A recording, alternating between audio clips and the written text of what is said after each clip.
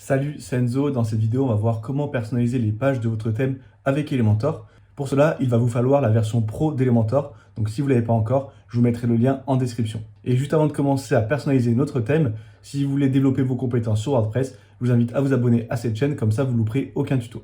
Donc c'est parti, on se retrouve sur mon ordinateur. Et pour pouvoir modifier les pages de notre thème, il faut aller dans Modèle, Theme Builder. Et ici, on arrive sur toutes les catégories ou les types de pages qui sont générés automatiquement par notre thème et qu'on va pouvoir personnaliser avec Elementor. On peut, vous voyez, modifier le header ou le footer, c'est-à-dire l'entête et le pied de page. J'avais déjà fait une vidéo à ce sujet, donc je vous laisserai la regarder si ça vous intéresse. Nous, ici, on va s'intéresser aux pages. On a Single Post, là c'est pour les articles de blog. Single Page, c'est pour avoir un modèle de page par défaut. Ensuite, Archive, ce sont les pages qui vont lister tous vos articles de blog, donc les pages catégories ou la page blog. La page de résultats de recherche et la page Erreur 404. Ces deux pages sont un peu moins intéressantes à modifier, je trouve. Ce qui va vraiment être intéressant, c'est article de blog, page et archive. Nous, on va se rendre sur article de blog, par exemple. Et premièrement, je peux directement importer un template. Comme ça, j'aurai ma structure d'article de blog qui est déjà très belle. Et je peux choisir le template que je veux, par exemple celui-ci. On peut le prévisualiser. Et vous voyez que la structure est simple. Ici, on a un en-tête avec le titre, les éléments de l'article, l'image mise en avant. Et ensuite, on a le contenu, une section d'inscription à la newsletter. Ici, on a précédent, suivant. Et ensuite, on a des recommandations d'articles. Nous, on va fermer, on va partir de zéro pour qu'on voit comment ça fonctionne sur Elementor. Je clique sur la croix. Et ici, on a les différents éléments qui sont générés automatiquement par WordPress lorsqu'on crée un article. C'est ce qu'on appelle du contenu dynamique. Par exemple, je vais pouvoir glisser ici le titre de mon article. Et vous voyez que j'ai le titre d'un article de blog qui s'affiche automatiquement. Alors, la première chose qu'on va modifier, c'est ici dans les réglages globaux. Vous voyez que dans la prévisualisation, je peux choisir l'article de blog que je prévisualise. Moi, ça, c'est un article de blog de test, donc il n'y a rien dessus, il n'y a pas de contenu. Je vais prendre un article de blog avec du contenu. Donc, je tape ici le titre et vous voyez que je trouve mon article. Je fais appliquer et prévisualiser et j'ai bien mon titre qui se modifie. Et maintenant, ça va prévisualiser cet article de blog en question. Je vais revenir sur les options du titre. Donc là, on a quelques options en cliquant ici. On va pouvoir mettre un texte avant, après ou une alternative. C'est-à-dire que si le texte n'est pas chargé, que l'élément dynamique n'est pas trouvé, c'est-à-dire qu'il ne trouve pas le titre de l'article, eh bien on va le remplacer par un autre texte par défaut. Ensuite, on peut mettre quelque chose avant, par exemple titre de point. Bon là, ça n'aurait pas vraiment d'utilité. Et vous pouvez vraiment ajouter ce que vous voulez avant ou après le titre. Ensuite, on peut ajouter un lien. Donc si vous ajoutez un lien, il faut bien comprendre que ça sera exactement le même lien pour tous vos articles de blog. À chaque fois que le titre sera généré, on aura le même lien. Donc il faut que ça soit pertinent pour tous vos articles de blog. Sinon, vous pouvez mettre ce qu'on appelle une balise dynamique. Et là, donc, ça va générer un lien dynamique qui va s'adapter en fonction du contenu et de l'article de blog. Bon, là, c'est des options un peu plus avancées et qui ne sont pas utiles dans la plupart des cas. Ensuite, on a la balise HTML et si on veut centrer ou aligner à gauche ou à droite le titre. Et dans Style, on retrouve les options classiques d'un titre, c'est-à-dire qu'on peut modifier la couleur, la typographie et toutes sortes d'autres options. Pareil, dans Avancé, on retrouve les options classiques d'Elementor. Ce que je vais faire, c'est que je vais aller dans les réglages de la section et je vais mettre une couleur d'arrière-plan sur ma section. Voilà, comme ceci. Je vais étirer la section et je vais mettre une forme de séparation en bas, par exemple courbe, voilà. Je vais l'inverser et je vais mettre sur toute la largeur, comme ceci, voilà. Ce que je vais faire maintenant, c'est que je vais glisser l'image mise en avant qui est définie dans l'article de blog, je la glisse juste ici. On va la mettre en taille entière et on va la laisser comme ceci. Là, le titre, je vais le passer en blanc pour que ce soit un peu mieux et on va augmenter la police. Voilà. Ensuite, je vais mettre de la marge négative pour que l'élément soit collé à mon header, comme ça. Et là, pareil, je vais mettre de la marge négative sur mon image pour faire un effet de chevauchement. Donc hop, je fais comme ceci. Et vous voyez que ça fait un petit effet de chevauchement avec la forme de séparation. Voilà, si je prévisualise, ça donne ça. On va ajouter un peu de marge interne dans le titre pour créer de l'espace entre le header et le titre. On va mettre par exemple 30 pixels. Et voilà, c'est un peu mieux comme ça. Maintenant que l'entête de mon article a été générée, à chaque fois on aura le titre comme ceci, l'image mise en avant et un petit arrière-plan. Et bien maintenant on va mettre le contenu de notre article de blog. Pour cela on prend Post Content, je le glisse dans une nouvelle section. Là je vais ajouter de la marge puisque j'avais mis de la marge négative sur mon image, donc vous voyez que ça remonte l'élément en dessous. Donc hop, je vais aller dans Avancer et dans Marge en haut je vais mettre 70. Même un peu plus, je vais mettre 100 pixels. Et ici on a tout le contenu de mon article de blog qui s'affiche. Je vais resserrer un peu l'encart, je vais le mettre à 700 pixels pour que le contenu soit bien lisible. Hop, voilà, comme ceci. Et je peux aller dans les options du contenu. Vous voyez qu'on peut modifier l'alignement. Je vais le laisser par défaut. et on peut modifier également la typographie. Après, dans Avancer, vous avez toutes sortes d'options. Par exemple, dans Bordure, si vous voulez faire ressortir le contenu, eh bien, vous pouvez mettre une bordure comme ceci et le contenu se démarque du reste de la page. Si je mets un peu de marge interne, par exemple, voilà, ça peut faire une petite mise en forme sympa et vous pouvez travailler ça comme vous le souhaitez. Moi, je vais l'enlever dans mon cas. Ensuite, je vais descendre et imaginons que là, on veut ajouter des éléments. Eh bien, c'est très simple. Je peux ajouter une section, par exemple, d'inscription à une newsletter, comme on avait vu sur le template. Eh bien là, je fais une nouvelle section. Je vais mettre un formulaire. Voilà, je laisse juste prénom et email. Et je vais modifier la couleur du bouton pour que ça soit en accord avec ma charte graphique. Voilà. Ici, on pourrait ajouter un titre pour inciter les personnes à s'inscrire et avec un petit texte de description. Voilà.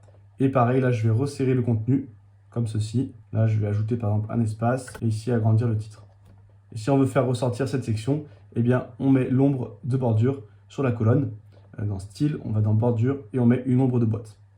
Et là, je vais mettre par exemple 10 de rayon de bordure. Et comme ça me fait une petite section d'inscription à une newsletter. Je vais ajouter de l'espace en haut. Et donc là, à chaque fois que je vais créer mon article, eh bien, j'aurai bien cette section newsletter qui sera automatiquement ajoutée à la fin de mes articles de blog. Donc ça peut être intéressant si vous avez un appel à l'action en particulier à mettre dans vos articles, eh bien, vous pouvez le mettre automatiquement sur tous vos articles. Ensuite, les autres widgets qu'on a pour l'article de blog, eh bien, on a Post Excerpt, c'est-à-dire l'extrait de votre article. Ça va être quelques lignes qui résument l'article.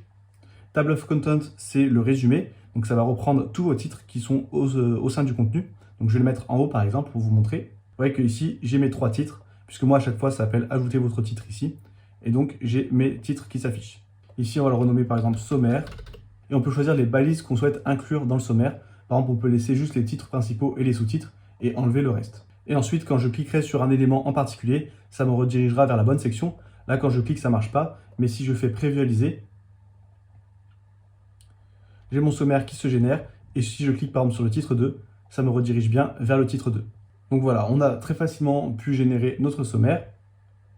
Ensuite, on a ce qu'on appelle la boîte d'auteur. Donc là, moi, je ne sais pas si j'avais mis des informations, mais si vous avez eu des informations dans votre profil, eh bien, ça apparaîtra juste ici. Vous aurez votre photo, votre nom et une petite description. Ensuite, on a les commentaires de l'article. Donc ça, c'est important de le glisser. Pareil, je vais ajouter un petit peu d'espace en haut. Post-navigation, c'est pour faire avant-après. Donc c'est ce qu'on avait vu tout à l'heure dans le template. Là, vous voyez qu'on a article suivant et on pourrait avoir article précédent si j'avais plusieurs articles de blog. Donc là, on va renommer par exemple suivant et précédent. Et ensuite, dans Style, je pourrais modifier la typographie pour que ce soit un peu plus lisible. Ensuite, on a Post Info. Donc là, si je remonte, je peux mettre par exemple les informations du blog ici, enfin de l'article. Et vous voyez qu'on a le nom de l'auteur, la date, l'heure et les commentaires. On peut enlever certaines informations. Par exemple, si on souhaite laisser juste la date, eh bien, je peux laisser juste la date comme ceci et le mettre centré. On va changer la couleur, on va le mettre en blanc. Et là, c'est pareil, dans le texte, je peux ajouter du texte avant, par exemple date de publication. Et là, on a la date qui s'affiche. Et on va changer également le format de la date. Vous voyez que par défaut, ça met le mois en premier, c'est-à-dire à l'américaine. Mais nous, on va le mettre en format français, donc date, mois, année. Et on va désactiver le lien.